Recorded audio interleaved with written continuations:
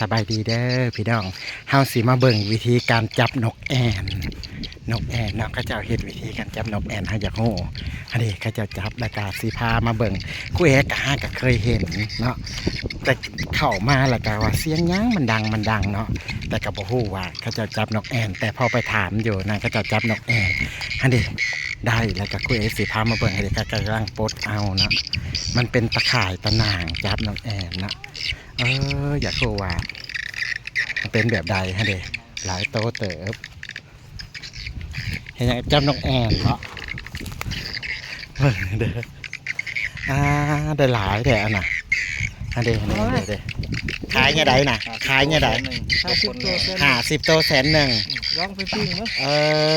โอเคสิลองซื้อบ้างนกแอ่นบ่นี่จับแต่ดนเหรอบ่นี่ว้าหาได้บางอย่างอยากคู่วิธีจับแบบใดมันบินแบบนี้นะโอ้อันนี้บ่50 โตในมือเจ้านี่บ่50 โตบ่นี่50 โต100,000ก็เพราะจับอยู่บ่เอาอยู่ลกคนให้แล้วบ่สิซื้อลองซื้อมาเบิ่งลองเบิ่งเม็ดลาบกระแทกบ่อันนี้คือโตแท้มันเนาะอันนี้คือโตแท้เลยนี่เด้งดินะนกแอ่นนะ50 โต100,000อันนี้จับแต่ดนแล้วบ่นี่นะจับบางอย่างบ่โอ้กัดหลายปันนี่อันนี้เนาะไม่ใช่โอ้เดี๋ยวใหญ่มาเบิ่งป้าคือหลายแท้แห่อันนี้นะเต็มเลยอยู่ในตีนโหลดนี่ลกขนบ่ทันเพิ่นว่าตายฮักก็เคยเห็นได้เกิดได้ไงมาบ่ฮู้ว่าวิธีจับนะฮะเด้ได้แล้วฮะเด้นะก็จะเป็นแบบนี้นะแล้วก็อยู่นี่เด่นเนาะที่เพิ่นจับมาเรียบร้อยก็คือโอ้หลายแท้หลายว่าบ่ได้แม่นว่าเรื่องธรรมดานกแอ่นนี่เนาะวิธีการจับเด้อเพิ่นลกขนเพิ่นว่าลกก็บ่ทันเพิ่นว่าได้เทื่อละ4 5 6 7 โตแล้วก็ถือว่าหลายพอสมควรได้อยู่ได้ให้พี่น้องฟ้องปลายได้เห็นตายเนาะวิธีการจับนกแอ่นมันจับจะนี่เนาะใส่ตะข่ายดึงเสือกแล้วมันก็จะพับเข้าหากันและการนกก็คือจะได้อยู่ในหันเนาะอันนี้คือหลายแท้หลายจริงหลายอีหลอเด้อนี่นกแอ่นแท้ๆเลยนี่นะไผ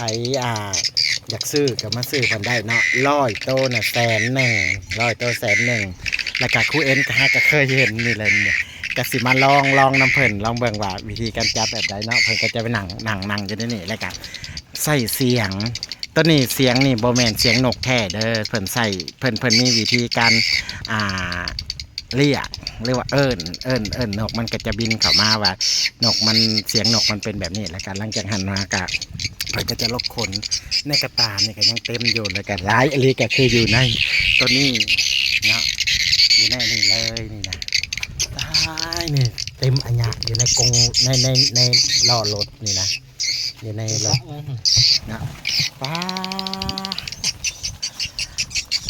สักชั่วโมงแล้วนี่เนี่ยอันนั้นเลยนะจะเศร้าพูดว่านี่เดี๋ยวสิให้เบิ่งวิธีเราเห็นเด่นนะเดี๋ยวก็จะบินมาแบบนี้อะไรเนี่ยวิธีการนะมันก็จะลงมาหาหมู่มันนะจะเอาตัวหนึ่งไปปะไว้อยู่หันบ่ได้ได้ตัวหนึ่งฮะเด็กได้อยู่ตัวสุดเด็กก็จะได้นะก็จะเป็นแบบนี้ฮะเด็กก็ลงจะไปเอาบางทีได้หลายสุดนี่ประมาณ7 โต 8 โตนะทุกมื้อเนี่ยมันมาในนี่เลยเป็นปะวิธีการจับนะอันนี้ก็ถือว่าหากก็เคยเห็นได้เกิดมาก็เคยเห็นนะแต่ว่าหลายแท้หลายอะไรล้อนี่เลยอยู่ในตีนรถนี่เลยนอกจากนั้นเพิ่นก็หักไว้แล้วเดี๋ยวเราก็จะได้มาแบบนี้นะอันโตที่เอาไปล่อนี่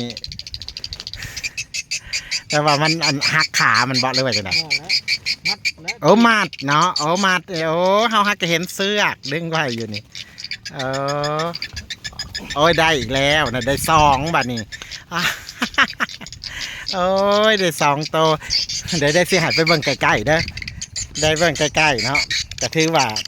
นี่เด้ให้ไปเบิ่งใกล้ๆนี่ ได้2 โตวนี่เด้นี่เอ้ยนี่เด้นะผู้เก็บเนี่ยสุดหล่อเก็บ แต่ว่าตัวที่ใส่เสียงนี่คือเสียงอันนี้เนาะเสียงดังเด้อเด้อเสียงดังเรียกครับเนาะแล้วก็มันก็จะบินเวิร์นเนี่ยนะเต็มอยู่อันนั้นคือตัวล่อคือเขาผูกเสือกกันไว้แล้วมันก็จะบินตลอดนี่เด็ตัวนี้บอกได้เลยว่าคักอะไร